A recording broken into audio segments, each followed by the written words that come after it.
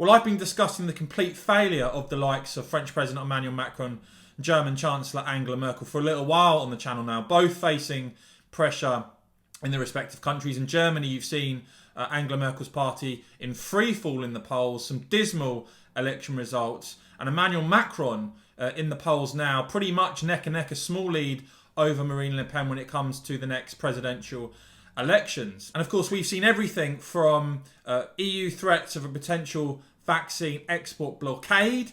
We've seen bizarre comments from Angela Merkel and Macron himself. And increasingly now, Macron's behaviour is coming under the spotlight. And I'm going to highlight some of the criticisms now because it's pretty irresponsible stuff from the French president. First of all, you had this story recently at the Telegraph. Sceptical Parisians decline offer of immediate COVID jabs. Paris has had to launch an operation to convince residents to get vaccinations by knocking on doors or stopping them in the street. I think John Kiger of The Spectator really sets out the sad situation, which is of Macron. He is seething at Britain not collapsing after Brexit, consumed with jealousy at Britain's vaccination rollout, and bitter at Britain's early discovery of a vaccine. In the piece, he notes that Marine Le Pen, his likely rival in the second round of the 2022 presidential election, referred this week to the humiliation as Macron's vaccine Waterloo. Meanwhile, with Macron, the compulsive gambler, as he's described in this article, has placed another bet on France, partly reopening by mid-May, coinciding with the Napoleon commemorations. Andrew Neil actually commenting on this article, saying all of this is true, Macron, unnecessary and self-defeating. We should be allies. Last week, he weaponised 3 cabinet ministers to take to the airwaves to rubbish Britain. One was positively gleeful, claiming it would run out of second doses this month. Untrue.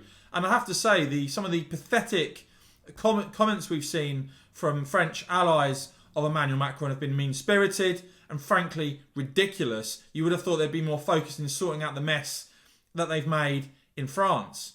But it's wider than this, because as Sherelle Jacobs at the Telegraph notes, Macron's turmoil at home threatens the EU project. In a bid to silence domestic critics, France's president is pushing Brussels into major strategic errors. She goes on to say that in his ruthless approach to solving his own domestic political troubles, Macron risks permanently damaging the EU's already tarnished reputation. His willingness to risk a vaccine trade war to save his domestic image could end in the utter discrediting of Brussels' commitment to the rule of law. And you've only got to look at what the likes of even Jean-Claude Juncker has said about the EU's approach on this. He said that this move towards vaccine war is wrong. We've had Michel Barnier calling for cooperation and calm. As others are noting now, Macron is consumed with jealousy at Britain's vaccination rollout success.